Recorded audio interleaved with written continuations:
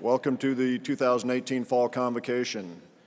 I'm Jeff Briggs, and I'm the Interim Provost and Vice President for Academic Affairs. I hope you're ready for an exciting new school year. It's my pleasure to welcome you to Fort Hays State University. For those returners, it's my opportunity to welcome you back.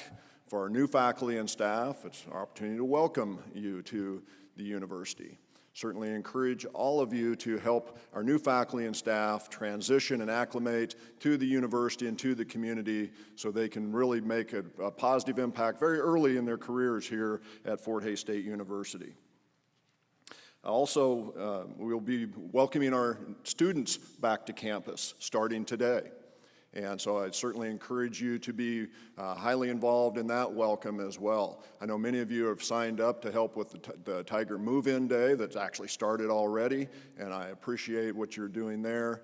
As we like to say, every contact matters, and that contact starts today. So thank you for all you do. Thank you in advance for helping with our new faculty and staff acclimate. Welcome back, and I look forward to really working with the students as well. We'd also like to extend our greetings to your faculty at our remote locations, including our Chinese partnership universities. We're happy to have you with us virtually as you participate in this year's convocation. To begin the convocation, we'll hear from the presidents of the shared governance bodies who will provide a brief welcome. I'd like to invite the Faculty Senate President, Dr. Tony Gable, to come up on stage to provide a brief welcome from the Faculty Senate. Tony Gable.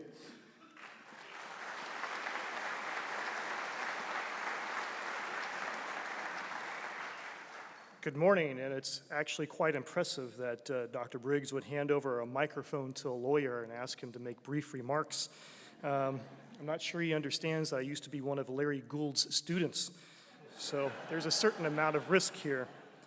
President Mason, Interim Provost Briggs, fellow faculty, esteemed staff, ladies and gentlemen, on behalf of the Faculty Senate, welcome to the new academic year. It is a distinct honor and privilege to serve the Faculty Senate as its president. In my 11 years with Fort Hays State, I've witnessed a great deal of change. In fact, just during the past 2 academic years, we've witnessed several changes at the very top of FHSU's organization, with 4 separate people, Dr. Mason included, occupying the president's office. That's 3 changes of leadership in 2 years. 2 of which occurred during Carl Miller's term as Senate President, and 1 during Denise Orth's last year term. Fortunately for all of us, I expect no changes at the very top during my 1-year term. Yet change still surrounds us. Look around. 3 of our 5 colleges are currently headed by interim deans, and in a few minutes we will welcome a host of new faculty and staff to Fort Hays State, bringing change to our workforce. Fellow faculty, it is our business to embrace change, to step forward and to take seriously the charge given to us by history, to fully engage in shared governance of the university we serve so as to serve its lifeblood, the students who seek education within the classrooms, both real and virtual, of our university. To this end, the Faculty Senate, a weathered but vital university constant, will conduct its business this academic year. The Senate will review the system used by students to evaluate their instructors, engage the Student Government Association to seek common ground on important issues, review the modalities of instruction to assure uniformity of quality, and do all the other necessary and important tasks as it is its responsibility in shared governance.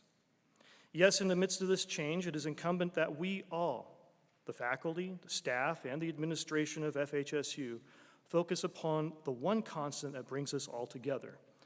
And no, I'm not referring to the long wait in line for morning coffee at Starbucks at the Memorial Union. Our focus must be upon our students and their good faith efforts to achieve the success in life that education promises. If we as faculty stay true to our professional mission, remain constant in our focus upon student success, we need not fear the changes which await us in the near and distant future. My very best wishes to everyone for a successful academic year, and to Dr. Mason in particular for a long and successful tenure as president of Fort Hays State University. Thank you, everyone, and go Tigers.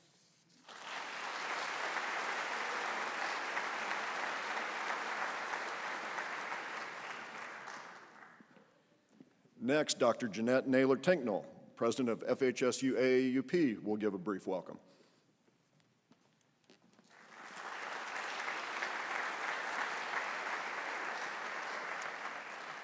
Good morning, everyone. As Dr. Briggs says, my name is Jeanette Naylor-Tinknell, and I'm president of the Fort Hays chapter of the American Association of University Professors. That's what AAUP stands for. I want to welcome you to another fantastic year of helping to educate the next generation. We have the privilege of working with students every day to help them achieve their goals. And as an academic community, we have the responsibility to work together to ensure the quality and the integrity of the programs that propel that student success. The ultimate goal of student success, shared by all of us, is achieved through the guidance of engaged faculty who are economically and professionally secure. These tenets that underline student success are the central mission of the FHSU chapter of AAUP. The magnitude of my presence on stage should not be underestimated. For years, previous leaders of Fort Hays chapter of AAUP worked to protect and advance academic freedom and to help shape the future of Fort Hays. Our chapter continues efforts to positively impact working conditions, support faculty, and engage in shared governance. But without the groundwork of our past leaders, my invitation to address you would not have been issued. Additionally, without Dr. Mason's commitment to transparency and shared governance, AAUP would not be included in annual convocations. So thank you all for stressing the importance of working together to achieve the goal of helping to create globally engaged, lifelong learners. And the best way to do that is to model those characteristics we hope to instill in our students and to be engaged ourselves. In addition to local, state, and federal government policies, we are impacted by the policies and regulations enacted here at Fort Hays. As faculty, our way to shape those policies and regulations lies in our ability to voice concerns and to vote. Because of our unit member engagement and chapter member votes, FHSU AAUP successfully negotiated a nearly 4% raise divided between merit pool, base salary increases, and adjustments for market salary compression. Additionally, the MOA now includes several enhanced protections for tenure and promotion, as well as clarifies several areas of policy and procedure. We begin the new academic year stronger than ever, with an incredibly viable foundation upon which to build. Because of the good, but still evolving collegial relationship between FHSU AAUP and university administration, an open dialogue and a new sense of trust has been created. While we may not always agree on the path to be taken, we do agree on the destination to provide quality education to our students and to support the outstanding faculty and staff here at Fort Hays. AAUP is only as strong, only as effective as its membership, and every faculty voice is important for our shared goals. So if you'd like to become a member or become more active in shaping the policies at Fort Hays, I encourage you to join AAUP, to become aware of emerging issues, engage in the discussion, and to vote on proposed policies. We will be out in the field conference room with more information, and I hear there's chocolate. Yeah. You can also contact me or visit our website at fhsu.a-aup.org. And thank you again for all your work and time with our students. We at AAUP hope your school year is just outstanding. Thank you.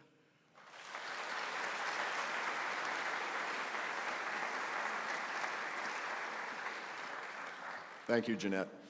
And now a brief welcome from Ms. Lisa Lang, President of the University Support Staff.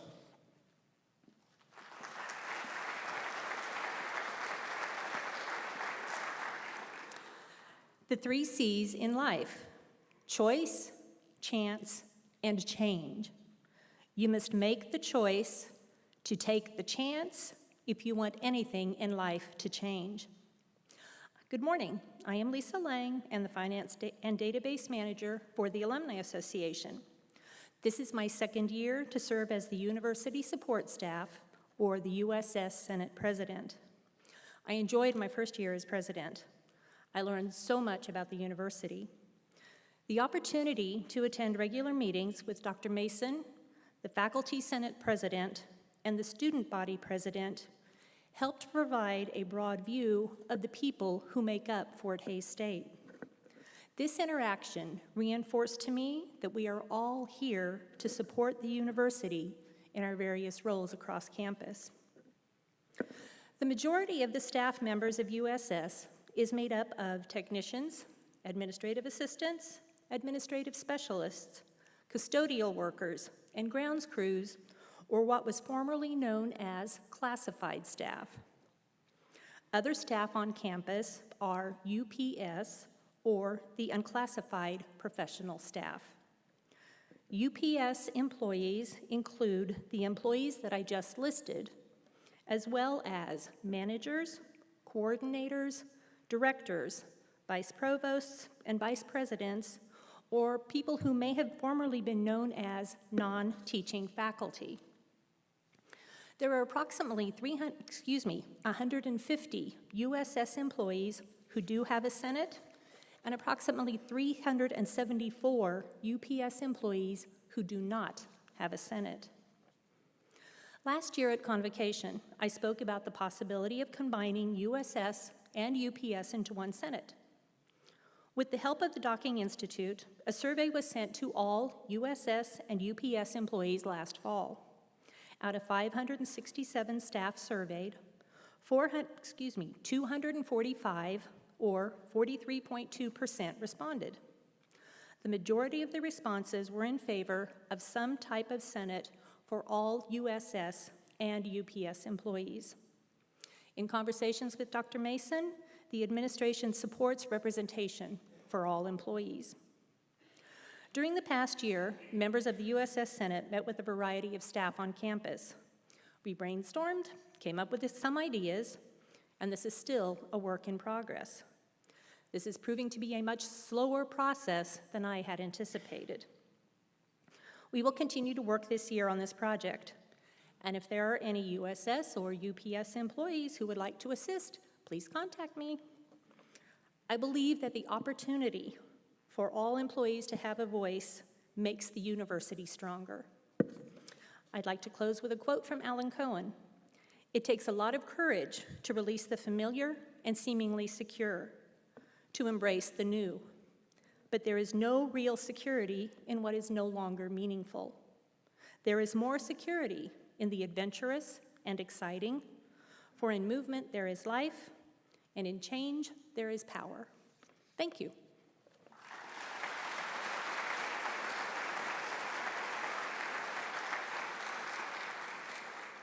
Thank you, Lisa. And finally, Mr. Adam Scheibe, President of our Student Government Association, will provide a brief welcome.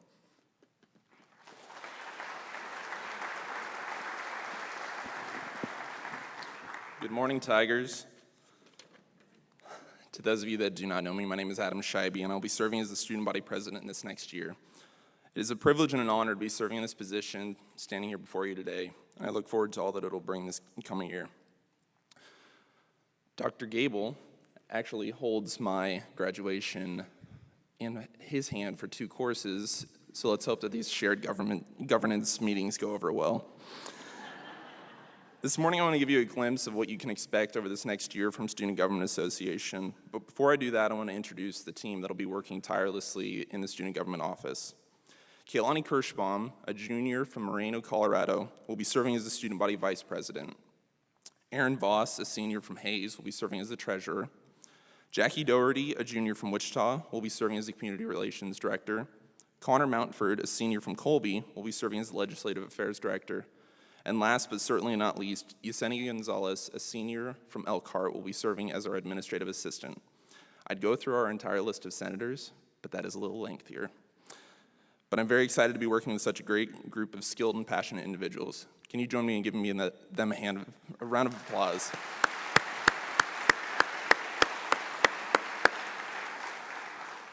Words are a little hard this morning.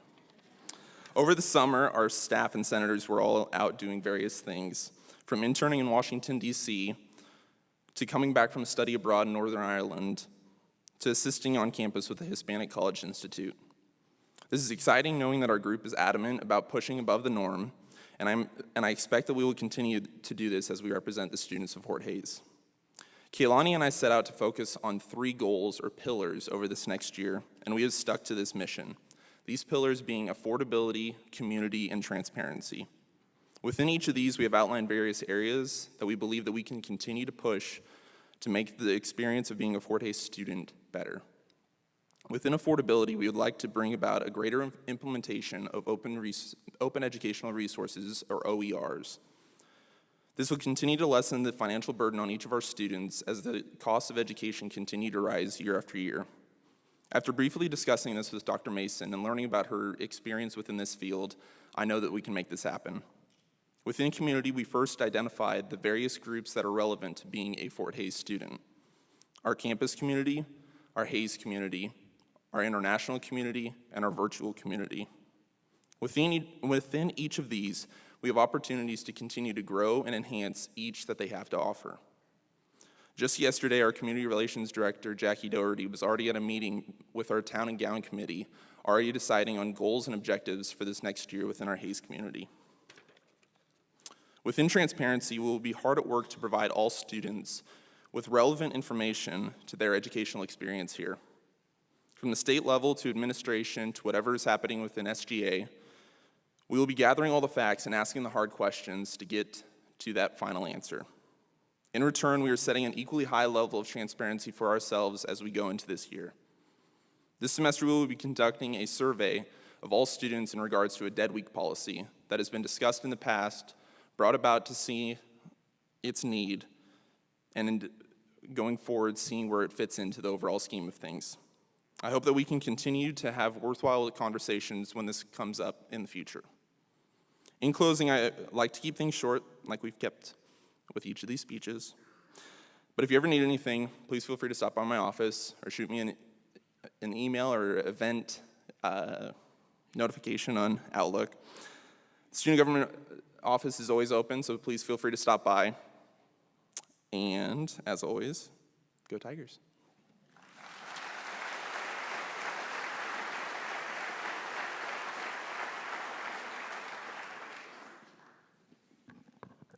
Thank you, Adam.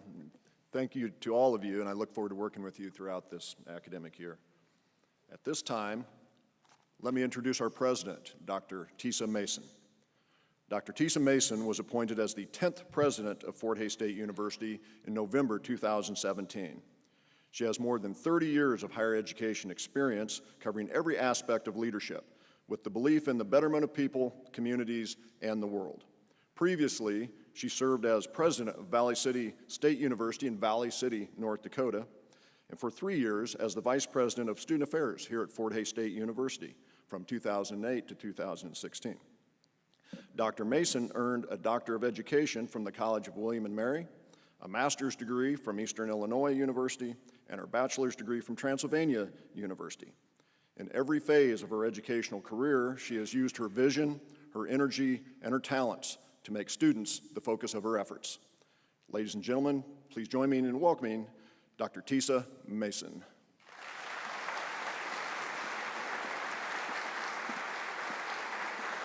Thank you.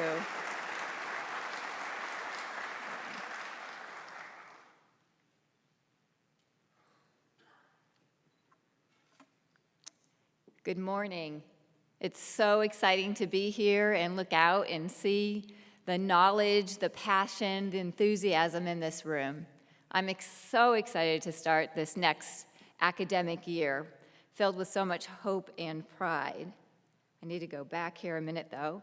I want to thank my colleagues for their great brief remarks that they gave and ask them to come out one more time so we can thank them for their work and for their selfless service to this institution.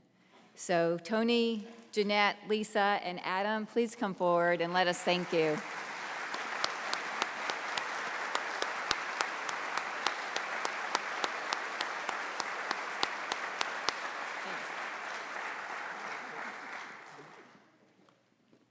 Okay, so our path forward today, this morning, I want to, of course, welcome and recognize our new faculty and staff. I want to thank Molly Barnett for that great video that she put together as everybody was arriving with all the wonderful new faces that are joining our community, as well as help with this PowerPoint.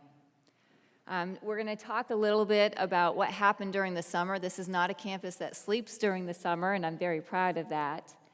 Spring convocation updates, some summer work, facility updates, Carnegie Dartlet update, a save the date, and of course, the best part of the program, the opportunity to celebrate and recognize the good works of our faculty through the presentation of awards.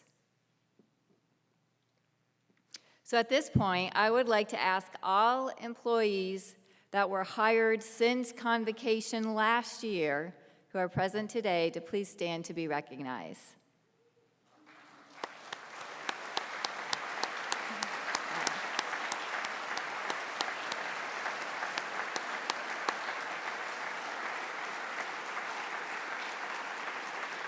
Welcome to Fort Hays State University, and thank you so much for joining us as we unlock untapped potential to empower the world to success.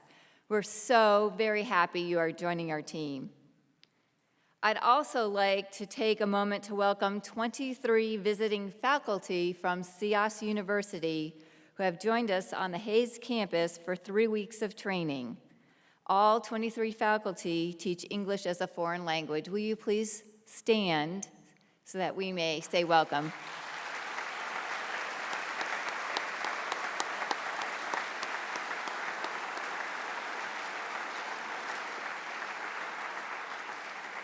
We are thrilled to have you here, and I know you'll have a great 3 weeks. Thank you. This university, you, just continue to amaze me with your relentless focus on excellence and your resilience. As indicated in my column that is published in today's Hays Daily News, even over the summer, we are fully engaged. And I just want to take a moment, there's a little paragraph about Dr. Terry Carroll and the students that traveled to Austria, and I love the story. So they had a layover in Philadelphia, and Dr. Carroll decides he ought to get a Philly cheesesteak. So he goes to a joint, and he walks in with his Fort Hays gear, and guess what? The waitress is a student of Fort Hays State University, our distance ed program. So he, I'm sure, enjoyed his Philly cheesesteak, leaves the restaurant and comes back with the entire choir, and they sing the alma mater and made her day. Isn't that fantastic? Thank you, Dr. Kroll.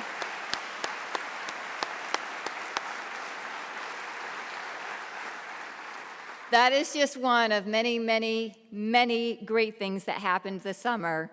Let me just give you a few more.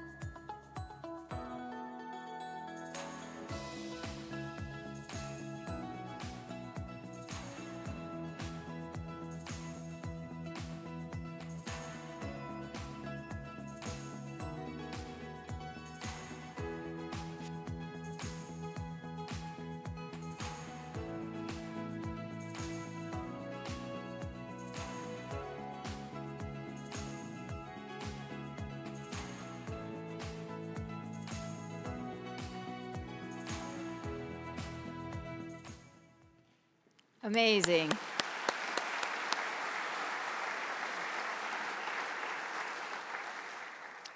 I begin today's State of the University address with some follow-up information from our spring convocation. And during the spring convocation, I shared with you my next steps, beginning with goal number 1, build a strong leadership team. Over the summer, the search committee for the provost and the vice president for academic affairs has been very hard at work. I'd like the committee to please stand for recognition.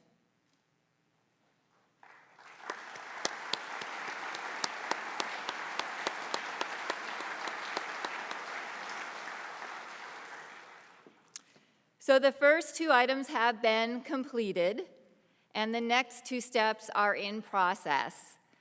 Please watch for your email for more information regarding the on-campus interviews. I know this team has spent a lot of time thinking very intentionally about the quality of that experience for both the campus and for the candidates.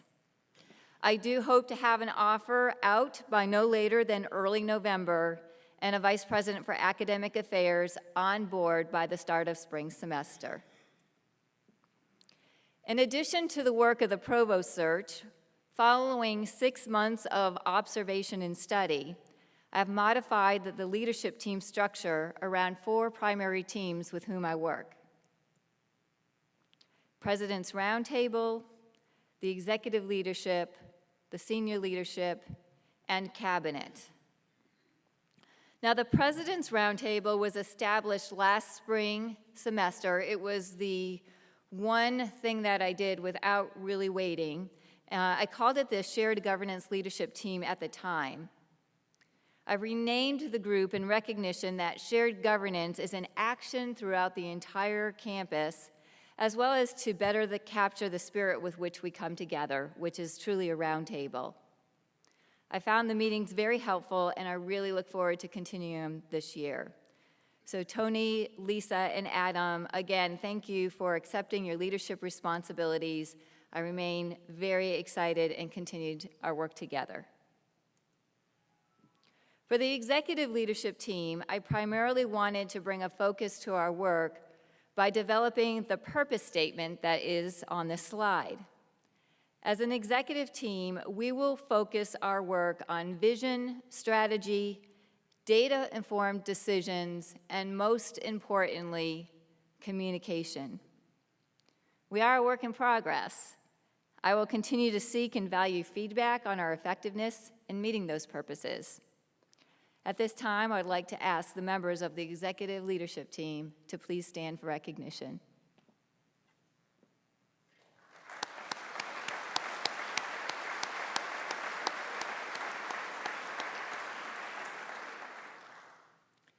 The senior leadership team is a brand new team.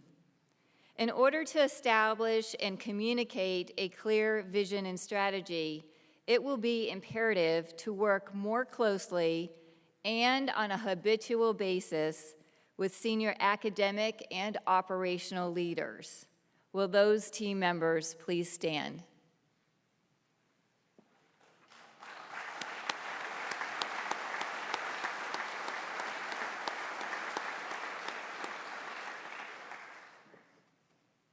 Now, Cabinet was in service during the spring semester, and based on feedback, I believe our work in serving our purpose was largely successful. Thus, the purpose of Cabinet remains the same, basically to vet policy and to share and cascade information.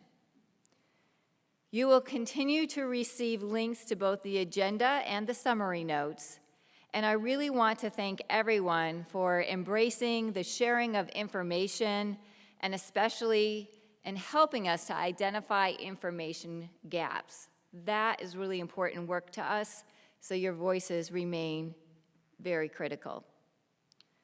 The one slight modification that I made was to the membership. In moving forward, I was looking for a consistent rationale for determining who constituted Cabinet. And to this end, I have defined Cabinet as indicated on the slide. Will these team members please stand?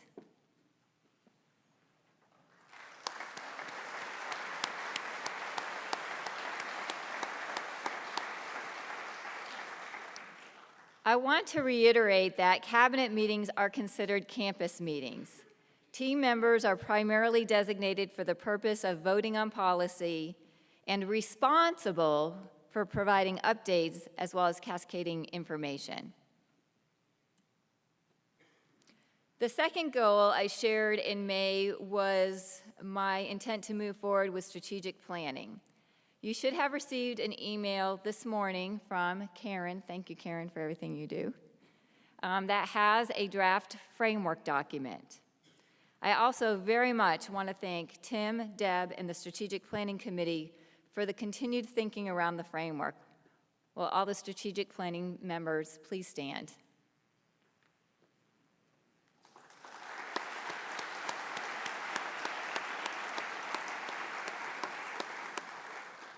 So a couple of thoughts before we move, or as we move forward. First, this document you received, we know is not perfect, and we are actively seeking your engagement. The area that we really need some help with is the vision statement. The vision statement currently describes who we are today based on the Carnegie Dartlet work and formed by more than 500 stakeholder voices. We really need to be clear on what our ideal future looks like, our strategic position within the higher education environment. I believe our aspirational values should be helpful in thinking through the vision statement. So when you have a moment, please think a little bit more deeply on that and share information with us. Secondly, this process has been intentionally designed to honor the work that has brought us here today. There is additional work that has been completed that is not in the framework document. That work will be introduced later in the process.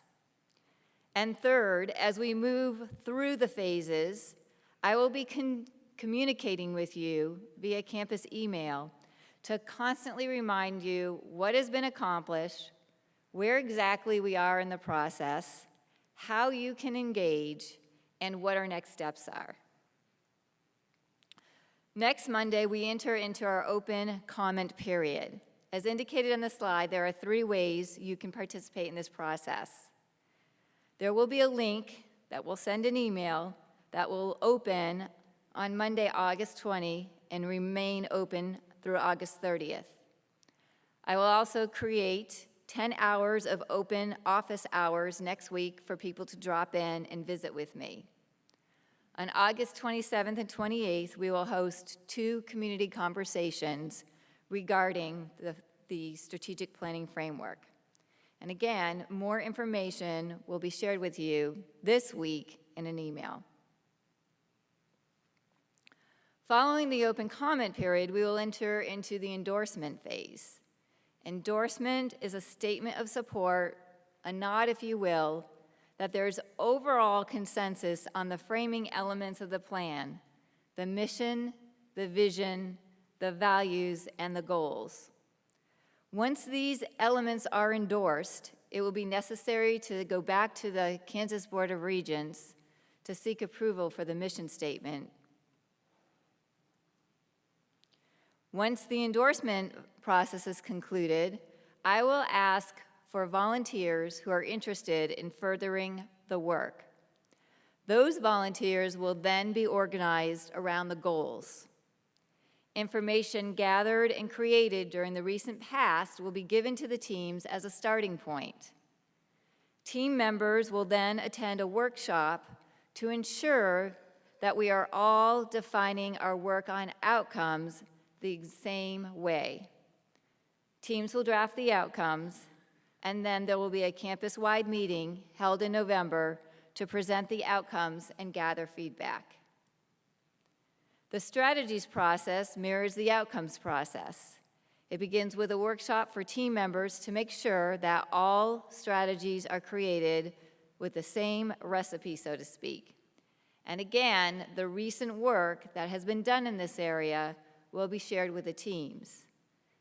And like the desired outcomes, once the work has been completed, everyone will be invited to a campus meeting. The final plan will be presented to the Kansas Board of Regents as we transition into implementation. Again, if you have any questions about the document itself or the process, please visit with me.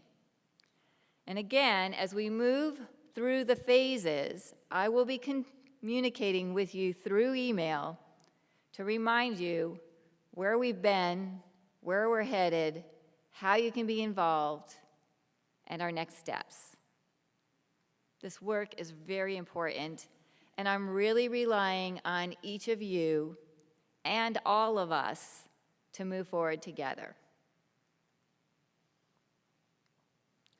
During May Convocation, I also shared with you our plan to get all employees who are meeting or exceeding performance standards to 90% of market average for their position. Now, you may recall that the 90% number is due to a cost of living adjustment. The plan will cost for Hays State University approximately $2 million. The adjustment will happen over 4 years, 25% each year.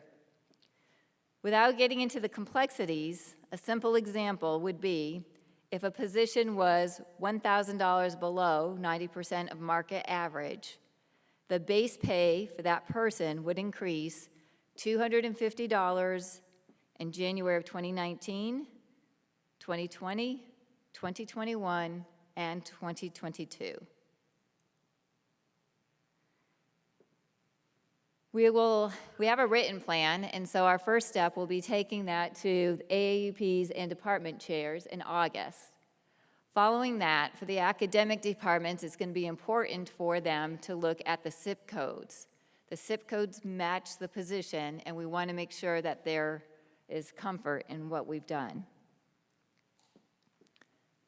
Then, every single employee will be notified of their market position, their current salary, and any proposed increase, so everyone knows exactly the information that impacts them personally. And then base adjustments will be added to the January paycheck. So depending on your position, you're either Coupa or CBiz in terms of data. But what I want you to hear today is that regardless of the data set, I assure you that we will work to see that your categorization in either Coupa or CBiz is correct. In both scenarios, once you've received your individual notification, any concern that you have may be discussed with your supervisor through to the vice presidency.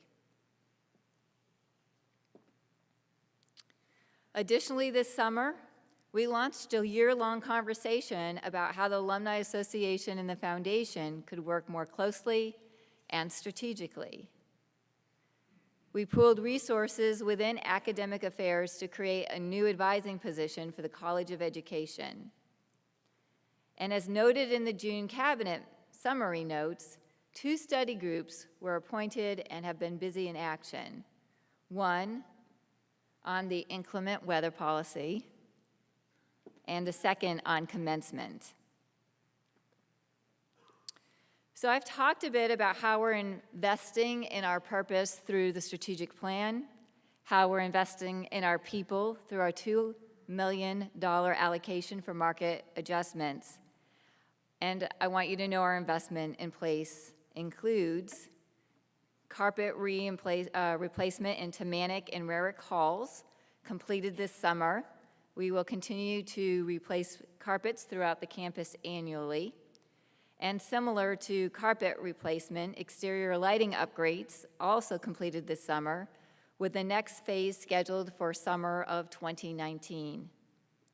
Masonry cleaning is scheduled for completion this fall, and the Gross Cunningham Hall exterior door replacement should also complete this fall. Our art and design building is scheduled to complete next summer. McMidas Hall East Wing completed this summer, with updates for the West Wing beginning next summer. The Acres Energy Center boiler replacement will begin next summer, and updates to the restroom and Gross and Cunningham Hall have completed this summer. Now, this slide depicts future facilities on the horizon as currently identified in our master plan. There are always new projects on the horizon, and there are always funding considerations. Time, sequence, and projects can change. The Student Success Center construction begins in early 2020. Rarick Hall renovation slated to begin fall 2020. The South Campus Drive closure for spring 2021, and Forsyth Library renovations fall 2022. Our Campus Facilities Planning Committee will meet later today, and updates will continue to be provided through the cabinet meetings and summary notes. This past spring, we partnered with Carnegie Dartlet to help us both look internally and externally regarding brand congruence and to set a path forward based on multiple points of data. We've accomplished a lot.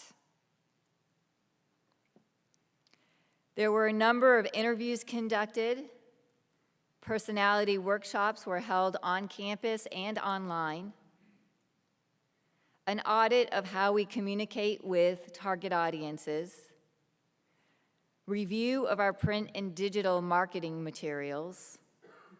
A geospatial analysis of our student applicant and enrollment data. A review of our competitors' marketing efforts. And a survey of prospective students and parents. This important work took a lot of time. Please stand if you participated in any of these events, from planning to attending workshops or completing the surveys.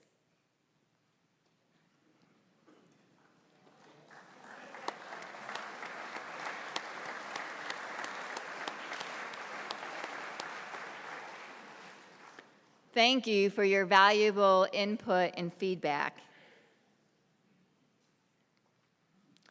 If you had not had a chance to learn more about our personality strategy, the what, the why, and the how, please continue to watch for opportunities. You will see that there is a workshop coming to us on September 13th, or contact Kelsey Stramel at University URM. The report provided to us by Carnegie Dartlet is data-rich and poses many opportunities for our university. Over the next 6 months to a year, we'll study the reports and the recommendations, have several conversations, and make decisions regarding which best practices fit within our strategic plan and priorities. Our website redesign is in process, and you will note that there have been 150 pages of content written. Regarding departments where the professionals that we hired wrote content, please watch your email and expect outreach prior to when we go live. You will have the opportunity to understand and to talk to us about what's been written. Inauguration. Morning classes will be canceled. Offices may close for the purpose of attending inauguration. And then that's followed by Oktoberfest. And as in the past, all afternoon classes are canceled. This will give all students with Friday classes 1 full day off between these two events. I look forward to joining you and welcoming our alumni back, and I know that there will be very many success stories to celebrate and fun reunions to have with folks. And now the best part of the program. I invite Dr. Jeff Briggs to return.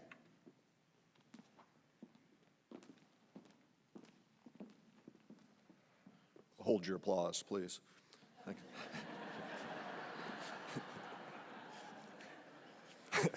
you.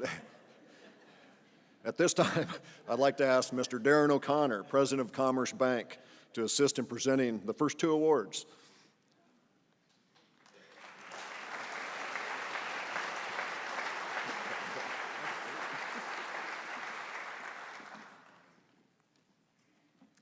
The Faculty Member of the Year Award is selected from the past recipients of faculty awards for teaching, research and scholarly activity, and service.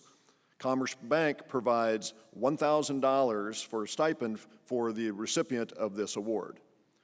Would the Fall 2017 and Spring 2018 award winners who are in attendance please come forward when your names are announced?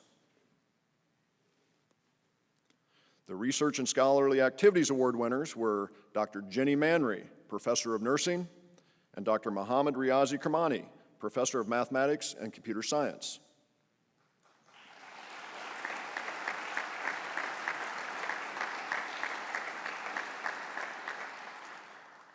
Service awards were presented to Mr. Jeff Sadler, Instructor of Mathematics and Computer Science, and Mr. Ken Winholtz, Instructor of Psychology.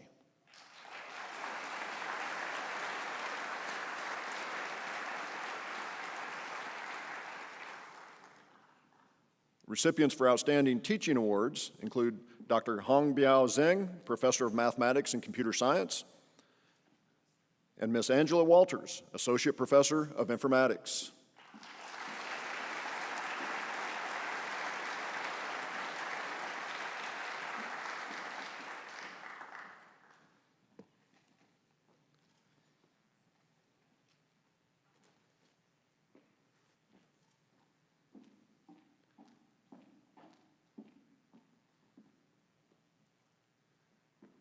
Congratulations again to you all.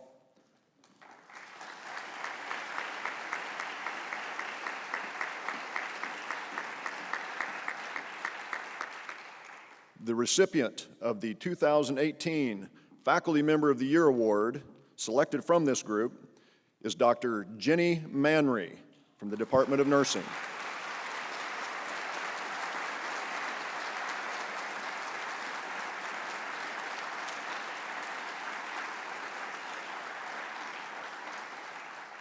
Dr. Manry has published manuscripts in a variety of nursing journals and routinely collaborates with faculty within the department, throughout the university, and across the local communities. In addition to professional presentations and publications, she is actively involved in grantspersonship. Her expertise in grant writing has earned the university and her local community additional resources that not only benefit our students, but also the citizens of the communities and our state. In addition to being an active scholar, Dr. Manry is an impactful teacher, deeply committed to student success, and devoted to providing service to her discipline, the university, and the community. Congratulations, and thank you, Jenny, for your continued commitment to your students and to Fort Hays State University. Thank you all.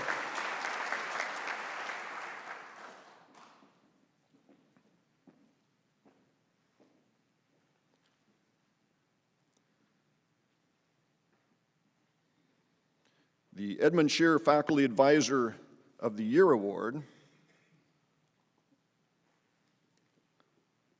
is presented to individuals who have demonstrated qualities associated with outstanding academic advising of our students.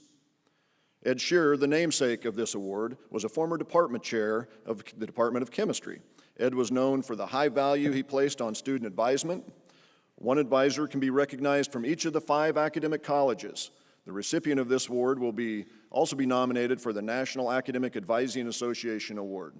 Each Fort Hays State University winner will be presented a certificate and a monetary award. 4 of the nominees receive a stipend of $150 from Commerce Bank, and the winning recipient receives a $500 stipend from Commerce Bank.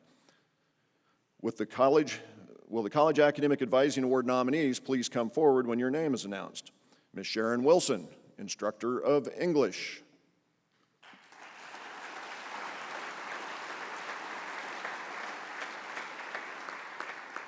Mr. Brad Goebel, Instructor of Applied Business Studies.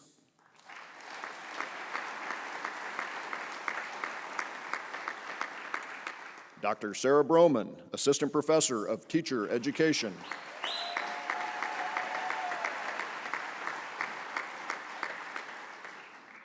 Dr. Steve Sedbrook, Associate Professor of Health and Human Performance.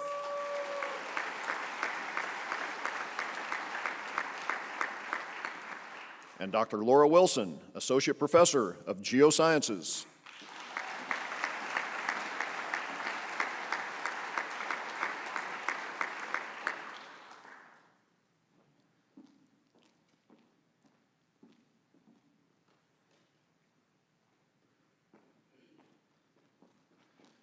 Thank you and congratulations to you all.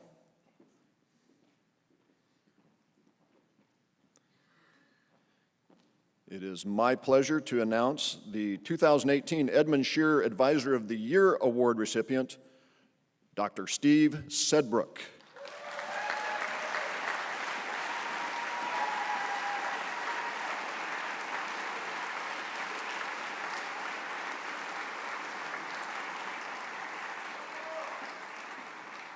Dr. Sedbrook is described as an advisor who not only cares about the student's educational career, but also the personal path to success.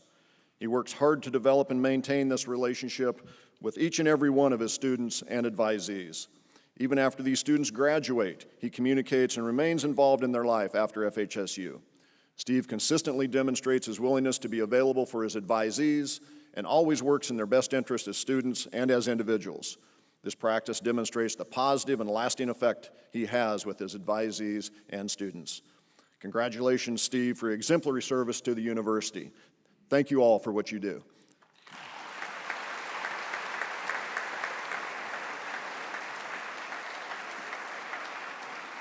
Thank you, Darren, and thank you for Commerce Bank's support.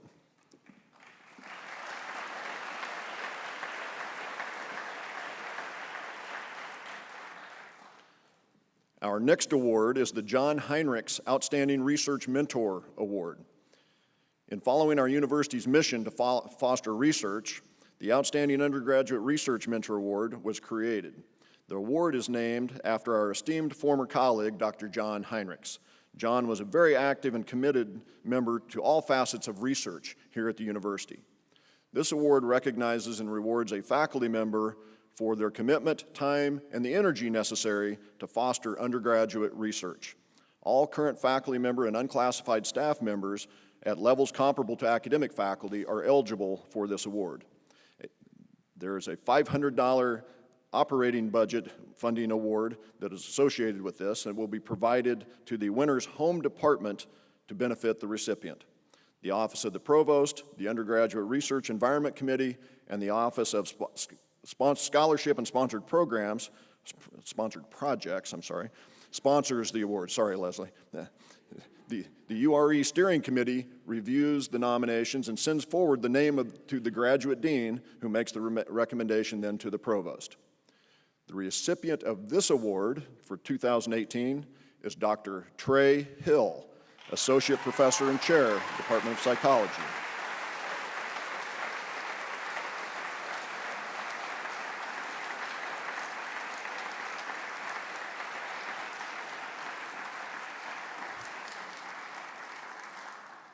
Dr. Hill's commitment and passion for involving undergraduate students in research is clearly demonstrated by the many awards and recognitions his students have received for their research posters and presentations. He continues to mentor and motivate all of his students to be better researchers. Dr. Hill is a role model for undergraduate research mentorship by intellectually stimulating students and constantly promoting the dissemination and publication of undergraduate research. His mantra is to create a culture of scientific curiosity for all students. Congratulations, Trey, on your award and your continued dedication to undergraduate research. Congrats.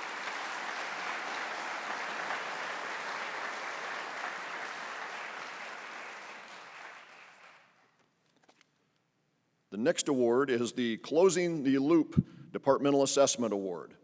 The Closing the Loop Award is sponsored by Voya Financial and is given to the academic department that has implemented degree program improvements as evidenced by analysis of and improvements in program and student learning outcomes. The award provides $2,000 to be deposited in the department's operating budget to be shared with departmental faculty. These funds can be used for any valid operating expense, such as faculty development, professional travel, hospitality, equipment and instructional support purchases. At this time, would Ms. Shelley Buffington, financial advisor for Voya Financial, come on stage to present the checks to the winning department?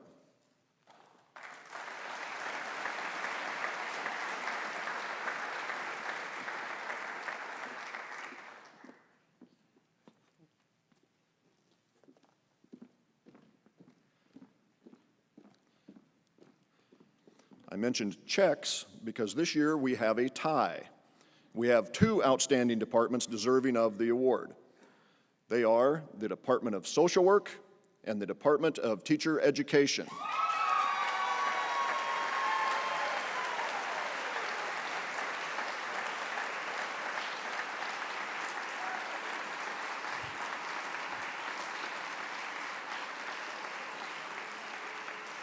Will Dr. Tim Davis, Chair of the Department of Social Work, and Dr. Chris Yoakum, Chair of the Department of Teacher Education, please come forward to accept the award for your department.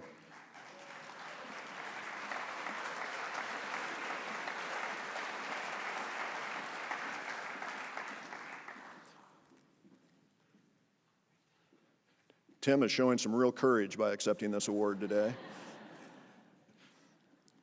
Since there are two departmental recipients, each will receive $1,000. They will split the $2,000 award. This year's selection was based on the annual program assessment reports submitted by departments.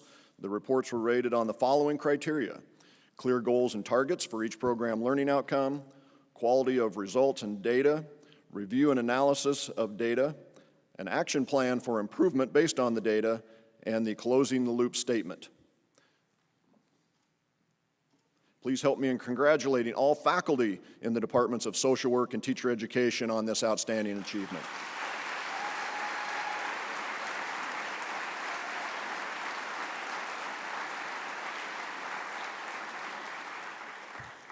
And now would the members of those departments please stand and be recognized?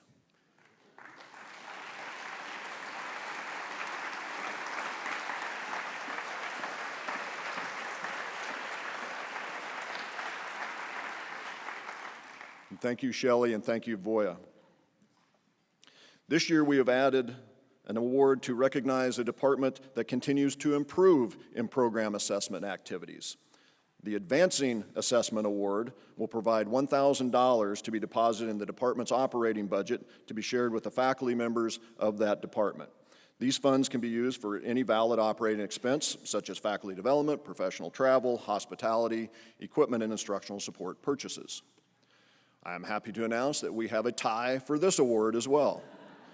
We have two departments that have been selected for the award in advancing assessment. They are the Department of Chemistry and the Department of Health and Human Performance.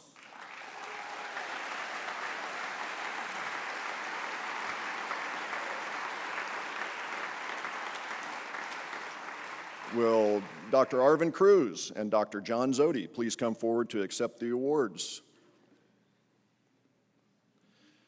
These two departments made tremendous improvements in their assessment processes and procedures and were able to position their assessment activities for more impactful outcomes in the future.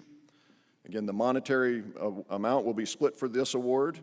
And would the members of the departments please stand and be recognized as well?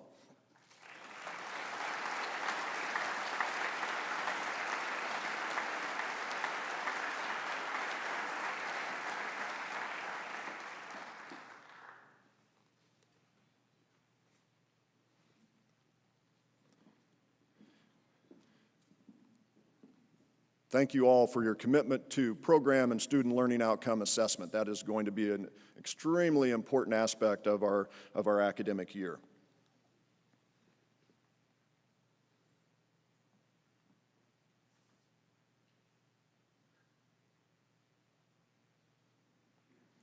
Sorry about that.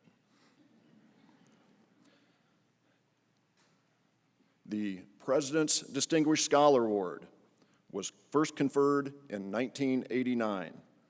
All unclassified employees of the university are eligible for consideration and are evaluated for this honor by analysis of their performance in the categories of research and creative activities, service, and instruction.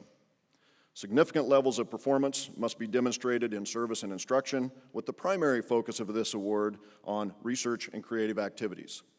An evaluation committee reviews applications and a recommendation is forwarded to the president. The committee is composed of 5 of the most recent award winners. The provost serves as chair of the committee and is responsible for administration of the award process. It gives me great pleasure to announce the winner of the 2018 President's Distinguished Scholar Award, Dr. Mary Martin.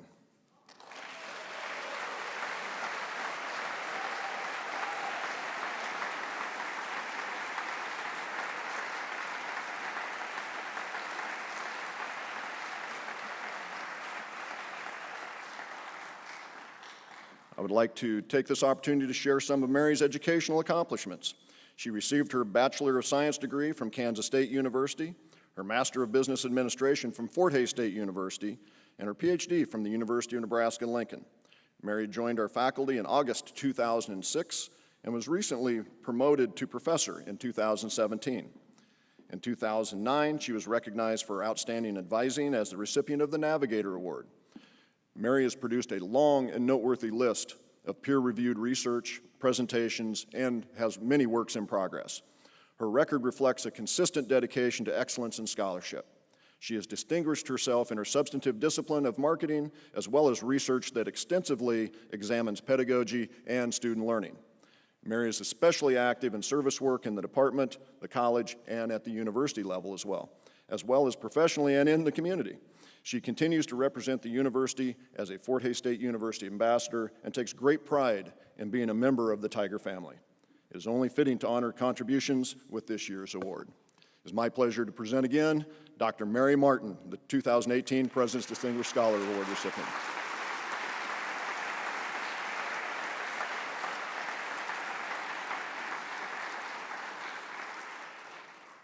Mary leaves the stage empty-handed, but will receive a certificate and a check for $1,500 at the President's Distinguished Scholar presentation later this fall. Again, congratulations.